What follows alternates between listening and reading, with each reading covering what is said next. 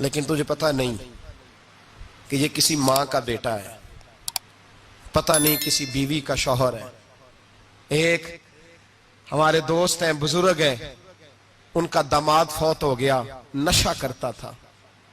تو میں تعزیت کرنے ان کے گھر پہنچا تو کھڑے ہو گئے ہاتھ باندھ کے، کہنے لگے حضرت صاحب باقی ساریاں گلاں چھڑ دیو، صرف نشے تے تقریر کریا کرو۔ وہ جب جیتا تھا تو تب بھی اس کے بچے یتیم ہی تھے، یتیم ہی تھے۔ میری بیٹی جب میرے گھر آتی تھی اور میں اپنے پوتوں کے اترے کپڑے اسے پہننے کو دیتا تھا تو میرا کلیجہ پھٹتا تھا، اور میری بیٹی اس کی زندگی میں بھی بیوہ کی زندگی گزار رہی تھی۔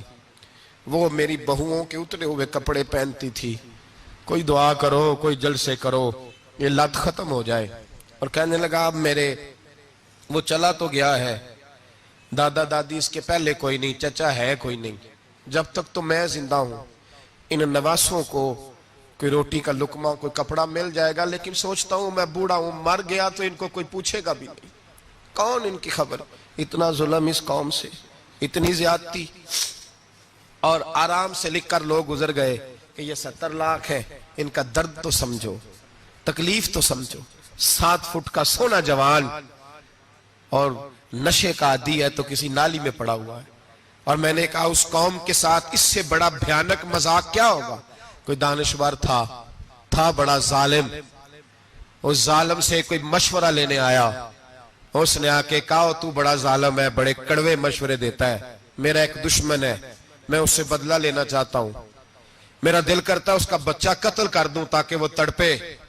تو ظالم نے کہا اسے قتل نہ کر، وہ تو اس کا باپ 2-4 مہینے رو کے چپ کر جائے گا، پھر میں سخت سزا دینا چاہتا ہوں، مشورہ دے۔ تو اس نے کہا اس کے بچے کو نشے پہ لگا دے، جس کا بچہ نشہ کرے گا وہ باپ روز مرے گا، روز جیے گا، وہ ماں روز مرے جیے گی، نشے پہ لگا دے۔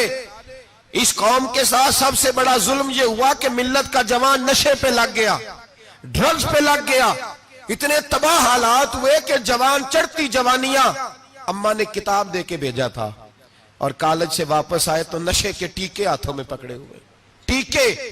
اور آپ کے اس ملک کے اسلام آباد میں ایک دن میڈیا نے وہ خبر بھی وائرل کی اور وہ چیز بھی دکھائی لوگوں کو، 3 مہینے کا بچہ لے کے نشئی سڑک پہ آ گیا، اس نے کہا میرا نشہ ختم ہو گیا، میرا بچہ خرید لو، 2 پڑیاں دے دو۔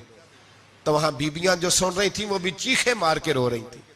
یہ ظلم کیا اس قوم کے ساتھ، اور کرپشن کی لعنت نے اجازت دی سپلائی کرنے والوں کو کہ گلی گلی بیچے، گلی گلی۔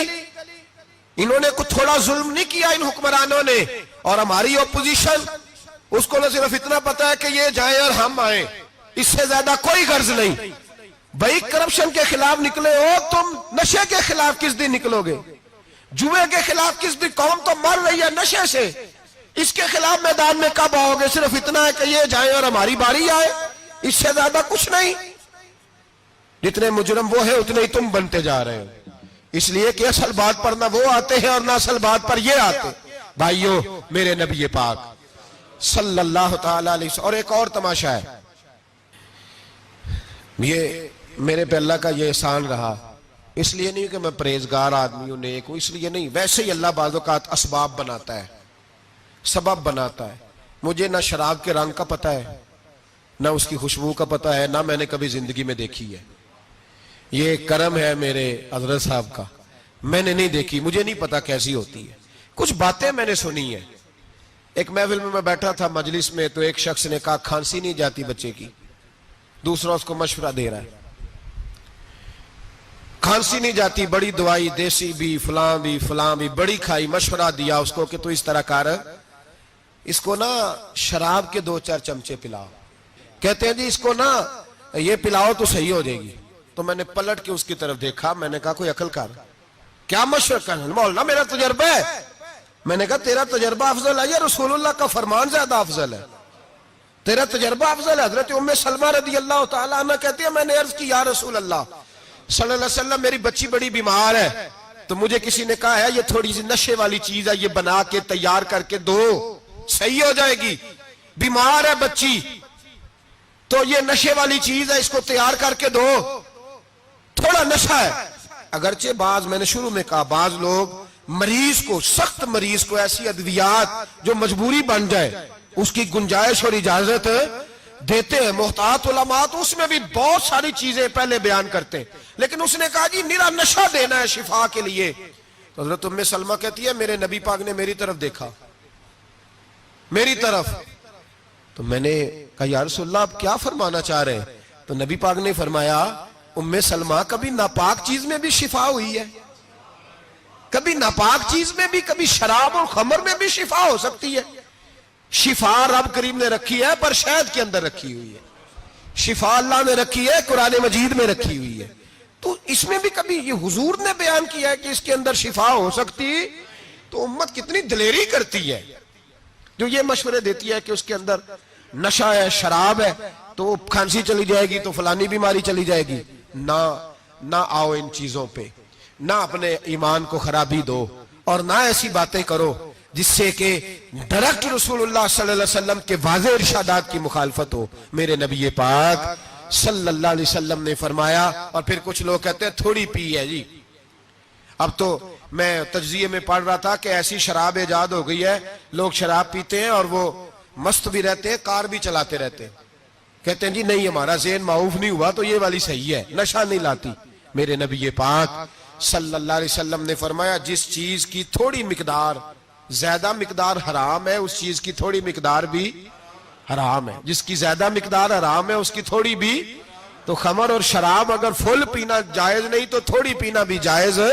یہ حرام ہے اور حرام تھی اور قیامت تک حرام ہی رہے گی. میرے نبی پاک صلی اللہ علیہ وسلم نے منع کیا اور حضور نے اظہار ناپسندیدگی فرمایا. فرمایا 40 دن تو عبادت ہی قبول نہیں ہوتی شراب پینے والے جب تک سچی توبہ نہ کرے. ایک دن صحابہ بیٹھے تھے سارے، حضرت ابو بکر صدیق بھی تھے، فاروق اعظم بھی تھے، عثمان غنی بھی تھے، ڈھیر ساری تعداد تھی صحابہ کی، سارے تشریف فرما تھے. حضرت عبداللہ ابن عمر رضی اللہ تعالیٰ عنہ حدیث کے راوی ہیں اور مستدرک للحاکم کے اندر، ابن حبان کے اندر یہ روایت موجود ہے. فرماتے ہیں صحابہ نہ بات کر رہے تھے اور بات یہ کر رہے تھے کہ یار لوگوں کو گناہوں سے کیسے روکا جائے، لوگوں کو گناہوں سے گفتگو. صحابہ یہ کر رہے تھے. عبداللہ ابن عمر کہتے ہیں بیٹھے تھے اور یہ گفتگو کر رہے تھے کہ گناہوں سے پلاننگ جی ہوتی تھی. ان کی جو محفلیں ہوتی تھی نا بیٹھ کے، وہ خوش گپیاں نہیں ہوتی تھی بلکہ وہ تبلیغ کی، جد و جہد کی، لوگوں کو برائی سے منع کرنے کے لیے بیٹھتے تھے، اس پر منصوبہ بندی کرتے تھے، پلان کرتے تھے، آگے ترتیب دیتے تھے.